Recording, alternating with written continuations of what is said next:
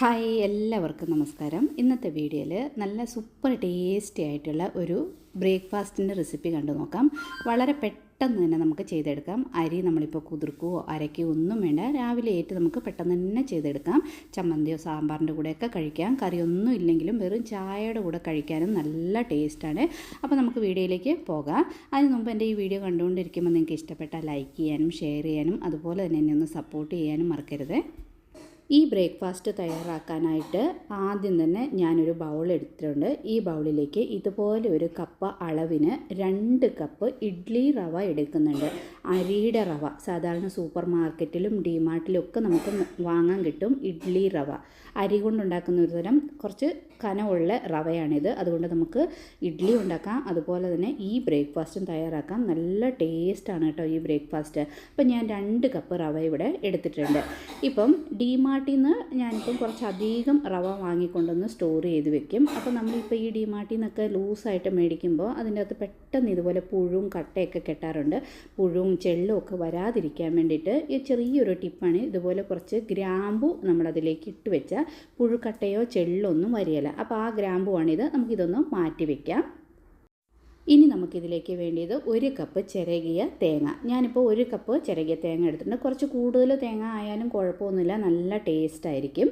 ഇതൊന്ന് മാറ്റി വെക്കാം. ഇനി നമുക്ക് വേണ്ടിയത് 1 കപ്പ് റവയ്ക്ക് 2 കപ്പ് വെള്ളം എന്ന രീതിയിൽ ഞാനിവിടെ 4 കപ്പ് വെള്ളം ഒരു പാത്രത്തിലേക്ക് എടുത്ത് വെച്ചിട്ടുണ്ട്. ഇനി നമുക്ക് ഒരു പാൻ ഇതുപോലെ ചൂടാകാനായിട്ട് വെക്കാം. നന്നായിട്ട് പാൻ ചൂടായി കഴിയുമ്പം ഇതിലേക്ക് ഒരു 2 സ്പൂൺ വെളിച്ചെണ്ണ ചേർത്ത് കൊടുക്കാം.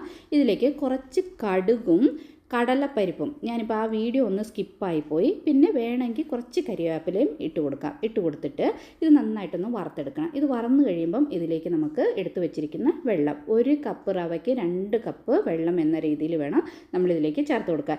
എണ്ണ നന്നായിട്ട് ചൂടായി കഴിയുമ്പം അതിലേക്ക് കുറച്ച് കടുകും കടലപ്പരിപ്പും ഇട്ട് കൊടുത്തിട്ടുണ്ട്, കരിവേപ്പില ഇട്ട് കൊടുത്തിട്ടുണ്ട്, വെള്ളം ചേർത്തു. ഇനി ആവശ്യത്തിനുള്ള ഉപ്പും കൂടെ ഇതിലേക്ക് ചേർത്ത് കൊടുക്കാം.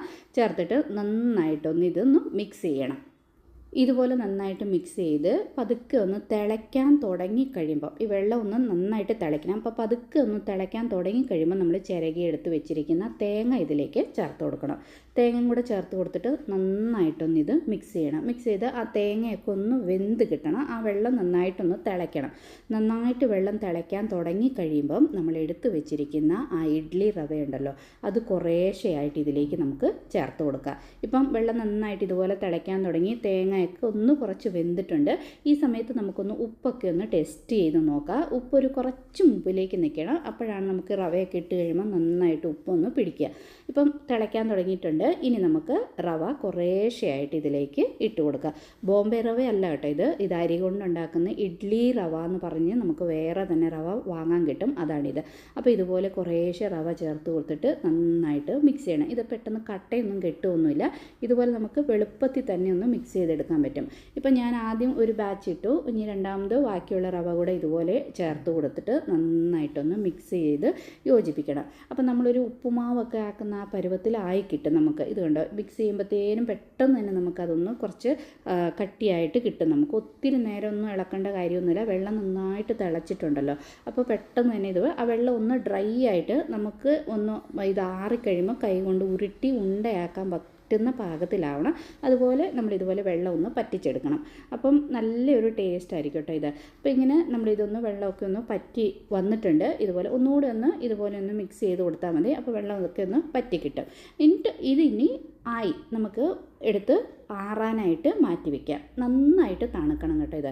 ഇപ്പോൾ കണ്ടോ, ഞാൻ നന്നായിട്ട് തണുത്തിട്ടുണ്ട്. തണുത്ത് കഴിയുമ്പോൾ കൈ വെച്ച് കഴിയുമ്പോൾ നന്നായിട്ട് ചൂടൊക്കെ പോയിട്ടുണ്ട്. ഇനി ഒരു പാത്രത്തിൽ കുറച്ച് വെള്ളം എടുത്തിട്ട് ഇതുപോലെ ഇതെല്ലാം കൂടി ഒന്ന് നന്നായിട്ട് കൈകൊണ്ട് മിക്സ് ചെയ്ത് യോജിപ്പിക്കണം. എന്ന് വെച്ചിട്ടുണ്ടെങ്കിൽ അത് കുറച്ചൊന്ന് ചില സമയത്ത് നമ്മളിപ്പോൾ ഹാർഡായിട്ടുണ്ടാകും. അപ്പോൾ ഇതുപോലെ നന്നായിട്ടൊന്ന് കൈകൊണ്ട് മിക്സ് ചെയ്തിട്ട് നമ്മൾ കുറച്ച് കൈ ഒന്ന് വെള്ളത്തിലൊന്ന് നനച്ചിട്ട് ഇതുപോലെ ഒന്ന് ഉണ്ട ഉരുട്ടിയെടുക്കണം.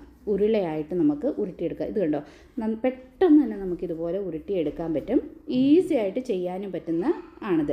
അപ്പം ഇനി നമുക്ക് ഇതുപോലെ തന്നെ ബാക്കിയുള്ള എല്ലാ മാവ് കൊണ്ട് നമുക്കിതുപോലെ ഒന്ന് നമുക്ക് എത്രത്തോളം ചെയ്യാൻ പറ്റുമോ അത്ര വലുത് വേണം. കുറച്ച് ചെറുത് വേണമെങ്കിൽ ചെറുതായിട്ട്, അല്ലെങ്കിൽ കുറച്ച് വലുത് വേണമെങ്കിൽ വലുതായിട്ട് ഇതുപോലെ നമുക്ക് എല്ലാം ഒന്ന് ഉരുട്ടി ഒരു പാത്രത്തിലേക്ക് മാറ്റി വെച്ച് കൊടുക്കുക. ഈ സമയത്ത് തന്നെ നമ്മളൊരു ഇഡ്ഡലി പാത്രത്തിലോ സ്റ്റീമറിലോ വെള്ളം തിളയ്ക്കാനായിട്ട് വെക്കണം കേട്ടോ.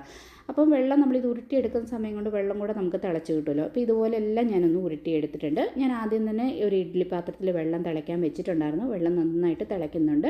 ഇനി നമ്മൾ ആ ഉരുട്ടിയെടുത്തിരിക്കുന്ന ഉണ്ടയെല്ലാം ഈ ഇഡ്ഡലി പാത്രത്തിലേക്ക് വെച്ചിട്ട് ഇത് മൂടി വെച്ച് ഒരു 10 മിനിറ്റ് ഒന്ന് വേവിച്ചെടുക്കണം. ആൾറെഡി ഇതെല്ലാം വെന്തിട്ടുണ്ട്, എന്നാൽ ആ സ്റ്റീമിലൊന്ന് നന്നായിട്ടൊന്ന് വെന്ത് കിട്ടണം. ഇപ്പോൾ ഇവിടെ 10 മിനിറ്റ് ആയിട്ടുണ്ട്. നമ്മുടെ ഈ ബ്രേക്ക്ഫാസ്റ്റ് റെഡിയായി. ഇതിന് ഇവിടെയൊക്കെ ഈ മംഗലാപുരത്തൊക്കെ കടുബു എന്നാണ് പറയുന്നത്. കടുബു എന്ന് പറഞ്ഞാൽ നമ്മൾ ഉണ്ട സാധാരണ പറയില്ലേ, അതാണ്. അപ്പോൾ ഇവിടെ റെഡി ആയിട്ടുണ്ട്. ചൂടോടുകൂടെ ചമ്മന്തിയോ സാമ്പാറിൻ്റെ കൂടെയൊക്കെ നമുക്ക് കഴിക്കാൻ നല്ല ടേസ്റ്റാണ്. അതൊന്നുമില്ല, കറിയൊന്നും ഇല്ലെങ്കിൽ നമുക്ക് വെറും ചായയുടെ കൂടെ ഇതുപോലെ കുറച്ച് തേങ്ങ കൂടുതലിട്ട് തയ്യാറാക്കുകയാണെങ്കിൽ നമുക്ക് ചായയുടെ കൂടെ വെറുതെ ഇങ്ങനെ കഴിക്കാനും നല്ല ടേസ്റ്റാണ്. അപ്പോൾ ഒരു പ്രാവശ്യമെങ്കിലും ഇത് ട്രൈ ചെയ്ത് നോക്കണേ. ഇഷ്ടപ്പെട്ട ലൈക്ക് ചെയ്യാനും ഷെയർ ചെയ്യാനും മറക്കരുത്. അതുപോലെ നിങ്ങൾ ആദ്യമായിട്ട് എൻ്റെ ഈ ചാനൽ കാണുന്നെങ്കിൽ സബ്സ്ക്രൈബ് ചെയ്ത് എന്നെ ഒന്ന് സപ്പോർട്ട് ചെയ്യണേ. അപ്പോൾ ഇനിയൊരു വീഡിയോ കാണാം.